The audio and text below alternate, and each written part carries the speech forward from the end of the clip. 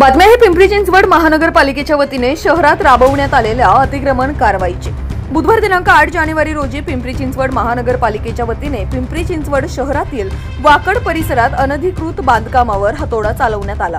गेल्या अनेक दिवसांपासून पिंपरी चिंचवड शहरामध्ये महानगरपालिकेच्या वतीने अतिक्रमण व अनधिकृत बांधकाम हटवण्याचे काम सुरू आहे। सकाळपासूनच वाकड परिसरात मोठ्या प्रमाणात अतिक्रमणांवर पिंपरी चिंचवड महानगरपालिकेने बुलडोझर चालवल्याचं पाहायला मिळालंय। या ठिकाणी मोठा पोलीस बंदोबस्त देखील तैनात करण्यात आला होता। तसेच या ठिकाणच्या स्थानिक रहिवाशांनी याबद्दल नाराजी व्यक्त केली असून आम्हाला कोणत्याही प्रकारची पूर्वकल्पना न देता त्याचबरोबर कोणतीही नोटीस न देता ही कारवाई केली असल्याचे आरोप केले आहे। त्याचबरोबर या ठिकाणच्या स्थानिक नागरिकांनी आपला आवाज बोलताना नाराजी व्यक्त करत आपल्या भावना व्यक्त केल्या। पाहूया।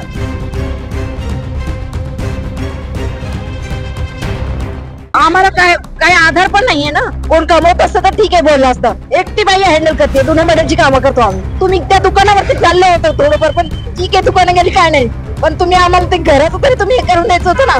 थोडीशी तरी मुद्दत द्यायची होती आम्हाला। आज मी इथं येऊन झोपतोय, माझी आई भावाच्या घरी जाते झोपायला। जे आहेत सख्खे वारके कुणी आहे तिथे जाऊन झोपतात। मी आज 3 दिवस झाले बिना आंघोळीचा इथंच आहे, रोडला झोपतो, रोडला सगळं होतं। आज मी राहायचं कुठे, काय खायचं कुठे, पालिकेने मला सांगावं। माझ्या गावामध्ये ही माझी शेवटची जागा आहे, त्याच्यानंतर मी माझ्या गावामध्ये भाडेकरू म्हणून राहणार। ही सगळ्यात लाज वाटण्यासारखी गोष्ट आहे। आज आमच्या इथं बाहेरची लोक घर घेऊन राहतात, आम्हाला तिथं भाडं देऊन मला घर नाही आहे। ही सगळ्यात जास्त वाईट गोष्ट आहे। आपल्या समवेत या अनधिकृत बांधकामाचे काही जे नागरिक आहेत त्यांच्याकडून आपण जाणून घेऊयात कधीपासून हे अतिक्रमण हटवण्यात आलं आहे, काय सांगाल? 95 सालची माझी ग्रामपंचायतची बिल्डिंग आहे, त्याचा मी टॅक्स भरत होतो, तेव्हाची पावती आहे माझ्याकडे। 2012-13 ला ऑलरेडी 2 गुंठे रोड वायडिंग मध्ये गेलेलं आहे। त्याच्यानंतर पुन्हा आता हे का करतात? तुम्हाला याबद्दलची काही नोटीस वगैरे दिली होती का? कारण की हे अचानकपणे बांधकाम पाडण्यात येत आहे, काय सांग? नोटीस दिली होती, पण आम्ही त्यांना म्हणलं की पहिल्यांदा आम्हाला तुम्ही त्याचा मोबदला द्या आणि त्याच्यानंतर काय कारवाई करायची ते करा।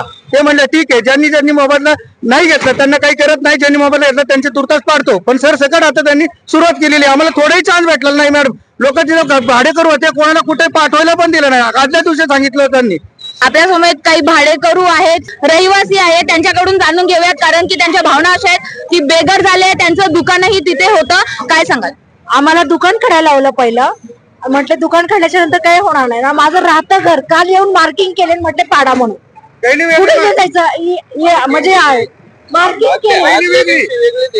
हा, आदल्या दिवशी वेगळी दिली, दुसऱ्या दिवशी वेगळी दिली। तुम्हाला याबद्दल काही नोटीस वगैरे आली? फक्त दुकानाची नोटीस दिली होती त्यांनी, आणि ज्या दिवशी ते तोडायला येणार होते त्या दिवशी त्यांनी मार्किंग केली। आम्हाला आधी माहित होतं की आमच्या घरापर्यंत जाणार आहे, आणि नंतर घरही पाडलं गेलं आमचं त्याच्यामध्ये, आणि आम्हाला त्याचा मोबदला पण नाही। आधी ह्याच्या आधी पण आमची जागा गेली, तिथे आमचं दुकान पण होतं, तिथे आमची जागा पण होती, तिथे आमचं घर पण होतं, आणि आम्ही ह्या वेळेस जाऊन आम्हाला कोणी घर पण नाही देऊ शकत। आमचं आज सामान रोडवरती आहे, म्हणजे रोड वाढवणं हे ठीक आहे, अग्री, आम्हाला पण स्मार्ट सिटी पाहिजे, पण ह्याचा अर्थ हा नाही की आमची सगळी घरं आणि सगळंच त्याच्यामध्ये गेलं पाहिजे।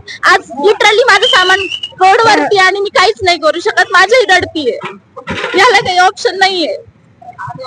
आम्हाला काय आधार पण नाहीये ना। कोण कमवत असतं तर ठीक आहे बोललं असतं। एकटी बाई हँडल करते, दोन्ही मॅडमची कामं करतो आम्ही, काय करणार? तुम्ही त्या दुकानावरती चाललो होतो थोडंफार, पण ठीक आहे दुकानं गेली काय नाही, पण तुम्ही आम्हाला ते घराचं तरी तुम्ही हे करून द्यायचं होतं ना। थोडीशी तरी मुद्दत द्यायची होती आम्हाला। 12-13 जी आमची रोडवाडीमध्ये हे गेली, बिल्डिंग गेली, त्याचा सुद्धा मोबदला नाही अजून। 12-13 गेलेला आहे, त्याचा सुद्धा मिळाला नाही। आता म्हणतात जाबर पडलं तो मिळणार नाही, तिथून पुढचं घ्या, पण कधी? एकंदरीत काय मागण्या आहेत तुमच्या आता? या आमचं रोड बद्दल संदर्भात काही नाही, रोड व्हायला पाहिजे, पण ज्या आमच्या जागा गेल्यात त्याचं तुम्ही मोबदला तर द्या ना आम्हाला।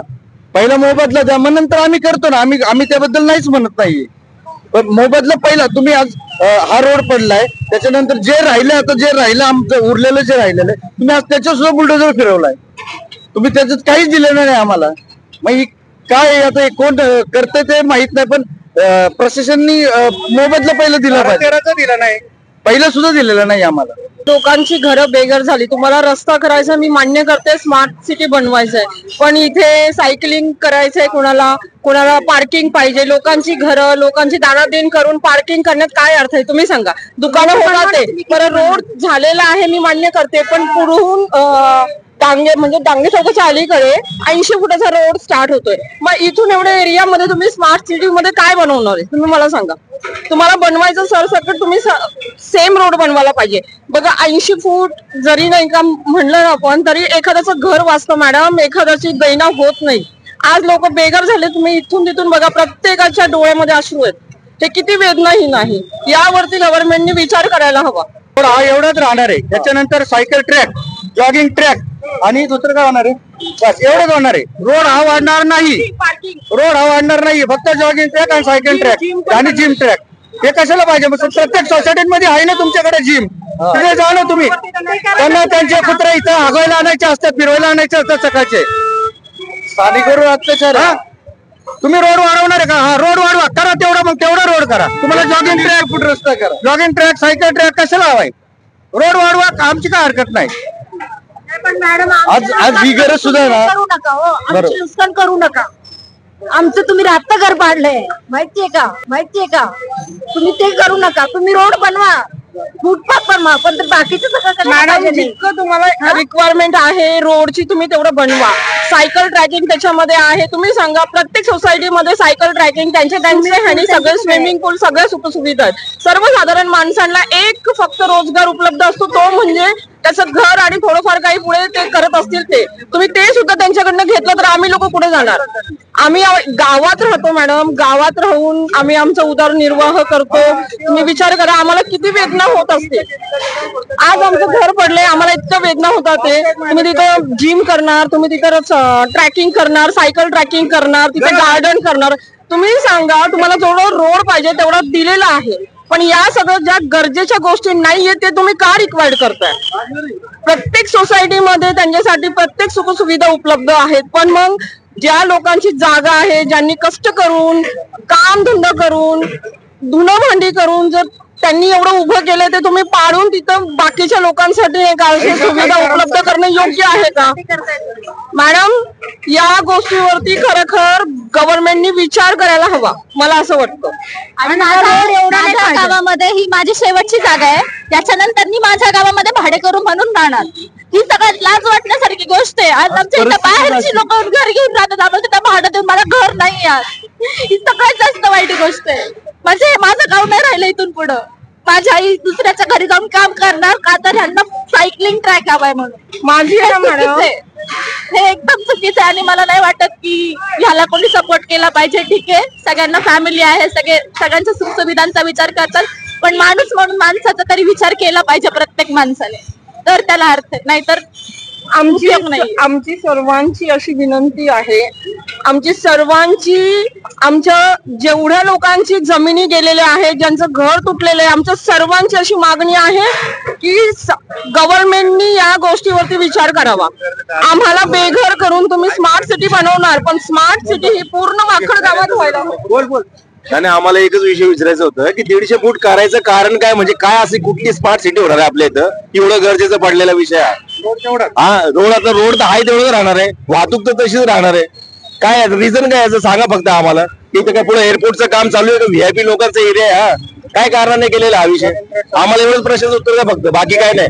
आणि 150 फूट पण कुठे 1 किलोमीटर पर्यंतच आहे, त्याच्या पुढे 80 फूट आहे. काय करणार त्याच्या पुढे? तुम्ही सिलेक्ट करायला पाहिजे, एवढंच उत्तर द्या. काही विषय नाही काय बाकीचं. माझं नाव सुरेश शिरीष वाघमारे. आज ही माझी वडिलोपार्जित जागा. ज्यावेळेस वाकडमध्ये ग्रामपंचायत नव्हती त्यावेळेस पासूनची माझी जागा. आजोबांनी बांधलेलं घर आम्ही पालिकेमध्ये नोटीस देऊन ते घर पडत असताना आम्ही हे घर दुरुस्त केलं. पालिकेची आम्हाला काही गोष्टी समज न येतानुसार हे घर आमचं पाडण्यात आलं. आज मी 4 दिवस झाले इथं रोडला झोपतोय. त्याची कुणाला दखल आहे का? यांनी फक्त आले, मार्किंग केली, ज्या दिवशी पाडायचं मार्किंग केली, सगळी काही गोष्टी हे केली. आमची भांडी देखील आम्ही दुसऱ्याच्या घरामध्ये ठेवून आलोय, ज्या घरामध्ये मी आजपर्यंत राहिलो नव्हतो. शेणाच्या घरामध्ये देखील माझी भांडी कुठे मी तुम्हाला देऊन घर देखील दाखवतो. आज मी इथं येऊन झोपतोय. माझी आई भावाच्या घरी जाते झोपायला. जे आहेत सख्खे वारके कुणी आहे तिथे जाऊन झोपतात. मी आज 3 दिवस झाले बिना आंघोळीचा इथंच आहे, रोडला झोपतो. रोडला सगळं काय होतं. आज मी राहायचं कुठे, काय खायचं कुठे, पालिकेने मला सांगावं. आणि याची भरपाई देणार कोण? तुम्ही आमची जागा कोणत्याच गोष्टीला न विकतानुसार तुम्ही आमची जागा विकता. ठीक आहे, गोष्ट राहिल्या सोसायट्यांनी तुम्हाला नोटीस पाठवली, आयुक्तांना सर्व काही गोष्टी केल्या, मी मान्य करतो. पण सोसायट्यांच्या पुढची जागा मोकळी करा. तुम्हाला काय तिथे ट्रॅक बनवायचंय, कोणता सायकल ट्रॅक बनवायचा, पादचारी मार्ग बनवायचा, हे बनवायचे, त्या गोष्टीसाठी तुम्ही तुमच्या सोसायटी पुरती जागा वापरा ना. आमचं न विकता तुम्ही आम्हाला कशाला मारता? याच्यामध्ये गरिबाची नुकसान होती ना. आम्ही एकदा आमच्या प्रॉपर्टी जपून ठेवायच्या, आमच्या प्रॉपर्टी आम्ही विकायच्या नाही. काय विकायच्या? शेतकऱ्यांनी शेतकरी जागा विकायच्या नाही. पालिकेने आमच्यावरती दंडात्मक कारवाई करायची. मग शेतकऱ्यांनी शेतकऱ्याच्या प्रॉपर्टीवर शेतकऱ्यांनी करायचं काय? यासाठी मी पालिकेला एक उत्तर विचारतो, तुमच्यापाशी शेतकऱ्यापाशी नाही आहे का नाही? तुम्हाला सामान काढण्यासाठी पण वेळ मिळाला नाही असं सांगण्यात येतं. सामान काढण्यासाठी पण वेळ मिळाला नाही. अक्षरशः माझी बहीण, माझ्या 2 बहिणी चुलत्या अक्षरशः रडल्यात इथं रोडवरती थांबून त्या पोलीसवाल्यांपाशी. त्यावेळेस साहेबांनी म्हटले ठीक आहे आम्ही पुन्हा येतो. आणि हे जे पाहताय तुम्ही आज इकडे, हे माझं घर असं उद्ध्वस्त केलेले. माझी 84 सालापासून. आता जे अनधिकृत बांधकाम अतिक्रमण विभागाच्या वतीनं हटवण्यात आलं आहे, काय सांगाल याबद्दल? काय त्यांनी पहिले म्हणले आम्ही बिल्डरच्या जागा घेतो हातात, आणि नंतर एकदम त्यांनी सुरुवातच केली. सांगितलं पण नाही, वेळ पण दिला नाही. तुम्हाला नोटीस वगैरे नव्हती मिळाली? एक नोटीस दिली, 3 नोटीस यायला लागतात. मोबदल्याबद्दल काय म्हटलं होतं जमीन? ते तर बाजूलाच राहिले सगळा विषय. मोबदला कुणालाच दिला नाही. प्रमाणपत्रच हे चाललं होतं, ते देतो म्हणले आणि डायरेक्ट ताफा जास्त आणून डायरेक्ट तोडायला चालू केलं. प्रमाणपत्रक नाही, काही नाही. बाकी कारवाई अशी जोरात घरातलं सामान पण काढत होता लोकांना यायला. असं परिस्थिती काढून दिले नाही, एवढी घाण परिस्थिती. आणि तर आपल्या समोर वाकड परिसरातील जे स्थानिक नागरिक आहेत, जे रहिवासी आहेत, सध्या अतिक्रमण विभागाच्या वतीनं त्यांचं जे अनधिकृत बांधकाम आहे ते हटवण्यात आलं आहे. जनतेचा आक्रोश आपल्याला पाहायला मिळत आहे. काही जनता ही जे रहिवासी आहेत ते बेघर झालेले आहेत. त्यांचा उदरनिर्वाह असलेली दुकानेही तिथे हटवण्यात आलेली आहे. अतिक्रमण विभागाच्या वतीने त्यावर हातोडा मारण्यात आला आहे. कॅमेरामॅन भानगड शिवरायसह मी चैताली, आपला आवाज, पिंपरी चिंचवड.